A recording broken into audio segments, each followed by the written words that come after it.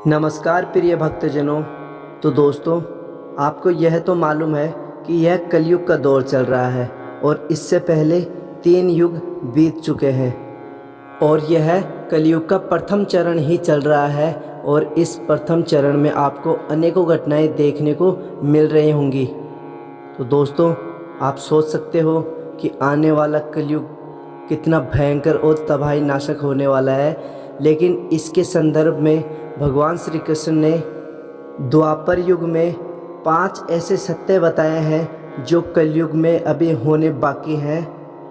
तो चलिए दोस्तों, हम वो 5 सत्य जानते हैं कि कौन कौन से हैं और इन सत्यों के पीछे भगवान कृष्ण और 5 पांडवों की एक कथा प्रचलित भी है, वह भी हम आपको सुनाते हैं। तो वीडियो के अंत तक ज़रूर बने रहना। आज का वीडियो बहुत ही खतरनाक होने वाला है। तो चलिए दोस्तों, वीडियो शुरू करते हैं बिना कुछ देर किए हुए। द्वापर युग में जब पांडवों को जुए में छल से हराया जा चुका था और शर्त के अनुसार उन्हें वन में जाना था, तो उनके वन में जाने से पहले श्री कृष्ण जी उनसे मिलने आए। तब सहदेव ने उनसे पूछा, हे कृष्ण, हमने तो आज तक कोई पाप नहीं किया, फिर ये कष्ट हमें क्यों उठाने पड़ रहे हैं? तब श्री कृष्ण ने कहा, प्रिय सहदेव, द्वापर युग अपने अंतिम चरण पर है और ये सब जो हो रहा है वो आने वाले कलयुग का प्रभाव है। तब युधिष्ठिर ने पूछा, वासुदेव, कलयुग तो अभी आया भी नहीं है और इसका इतना भयंकर परिणाम? जब कलयुग प्रारंभ हो जाएगा तो क्या होगा? कृपया हमें कलयुग में काल की गति कैसी रहेगी यह बताने की कृपा करें। इस पर श्री कृष्ण ने कहा, आप सभी भाई वन में जाइए और जो कुछ भी दिखे आपको आकर मुझे ज़रूर बताइए। उसी के आधार पर मैं आपको कलयुग की गति बता पाऊँगा। श्री कृष्ण के ऐसे कहने पर पांचों भाई वन में अलग अलग दिशा में चले गए। कुछ समय बाद जब सभी लौटे तो आश्चर्य से भरे हुए थे। श्री कृष्ण ने मुस्कुराते हुए कहा, अब आप लोग एक एक करके बताएं कि आपने क्या क्या देखा है। तो सबसे पहले युधिष्ठिर ने कहा, हे माधव, मैंने एक 2 सूंड वाले हाथी को देखा है, इसका अर्थ क्या है? तब श्री कृष्ण ने कहा, बड़े भैया, इसका अर्थ है कि कलयुग में ऐसे लोगों का राज्य होगा जो दोनों ओर से शोषण करेंगे लोगों का, बोलेंगे कुछ और, करेंगे कुछ और, मन में कुछ और होगा और कर्म कुछ और ही करेंगे। ऐसे ही लोगों का राज्य होगा, अर्थात ये लोग किसी के भी नहीं रहेंगे। इसलिए इस तरह की स्थिति आने से पहले आप तो राज्य कर लीजिए। इसके बाद भीम ने कृष्ण से कहा, हे कृष्ण, मैंने जो देखा वो अत्यंत ही आश्चर्यजनक था। मैंने देखा कि गाय ने बछड़े को जन्म दिया है, लेकिन जन्म के बाद वह बछड़े को इतना चाट रही थी कि बछड़ा लहूलुहान हो गया। इस बात पर श्री कृष्ण ने कहा, मंझले भाई, इसका अर्थ यह है कि कलयुग का मनुष्य अपने बेटों से, पोतों से, पुत्रियों से आवश्यकता से अधिक लाड लड़ाएगा। यानी माता पिता का प्रेम या ममता अपने बच्चों के प्रति इतनी बढ़ जाएगी कि संतानों को अपने विकास का अवसर ही नहीं मिलेगा। उन संतानों का मोह माया में ही घर बर्बाद हो जाएगा।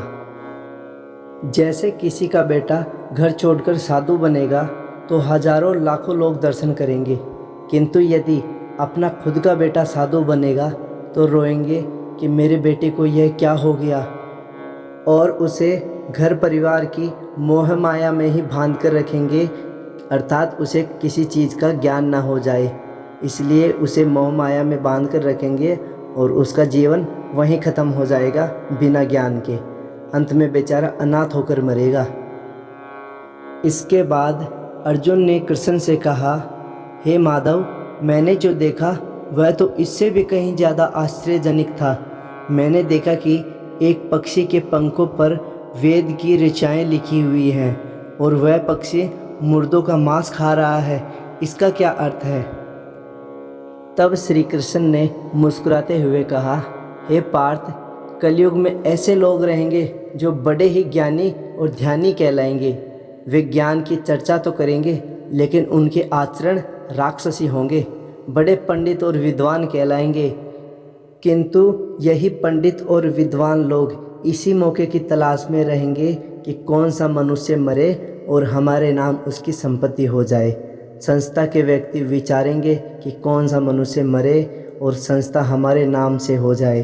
हर जाति धर्म के प्रमुख पद पर बैठे विचार करेंगे कि कब उसका श्राद्ध हो, कौन कब किस पद से हटे और हम उस पर चढ़ जाएं या उसे हड़प लें। चाहे कितने भी बड़े लोग हो जाएं, किंतु उनकी दृष्टि तो धन और पद के ऊपर ही रहेगी। ऐसे अधर्मी और पाखंडी लोगों की संख्या बहुत अधिक रहेगी और धर्म प्रवृत्ति रखने वाले पुरुषों की संख्या बहुत कम होगी।